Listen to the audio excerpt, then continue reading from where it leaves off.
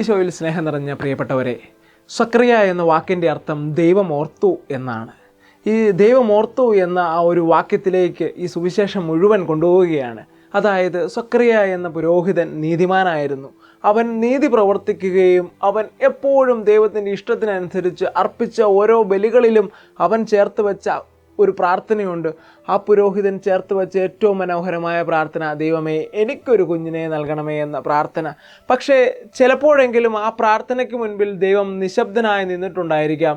ഈ ഒരു വാക്യത്തിനു വേണ്ടി, ഞാൻ നിന്നെ ഓർക്കുന്നു എന്ന വാക്യത്തിനു വേണ്ടി, ആ ഒരു വാക്യത്തിനു വേണ്ടി ദൈവം നിശബ്ദനായി നിന്നിട്ടുണ്ട്. പക്ഷേ ആ പുരോഹിതൻ ആ പ്രാർത്ഥനയ്ക്ക് മുൻപിൽ നിശബ്ദനായി നിൽക്കുന്ന ദൈവത്തെ കാണുവാൻ മറന്നുപോയി.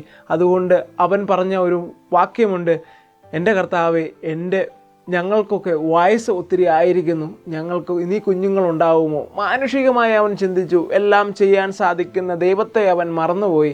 പ്രിയപ്പെട്ടവരെ, ദൈവത്തെ ഓർക്കുവാനും ദൈവത്തെ മനസ്സിലാക്കുവാനും ദൈവത്തിൻ്റെ സമയത്തിന് വേണ്ടി നമ്മുടെ ജീവിതത്തെ വിട്ടുകൊടുക്കുവാനും നമുക്കൊക്കെ സാധിക്കണം. സക്രിയ എന്ന പുരോഹിതൻ്റെ പ്രാർത്ഥനയ്ക്ക് മുൻപിൽ ദൈവം അവനെ ഓർത്തു. എൻ്റെ പ്രിയപ്പെട്ടവരെ, നമ്മുടെ പ്രാർത്ഥനയ്ക്ക് മുൻപിലും ദൈവം നമ്മളെ ഓർക്കും. അപ്പോൾ അവൻ്റെ സമയത്തിന് വേണ്ടി നമ്മൾ കാത്തിരിക്കുക, നമ്മുടെ പ്രാർത്ഥനകൾ തുടർന്നുകൊണ്ടിരിക്കുക. ദൈവം ഉറപ്പായിട്ടും നമുക്ക് ഉത്തരം നൽകും.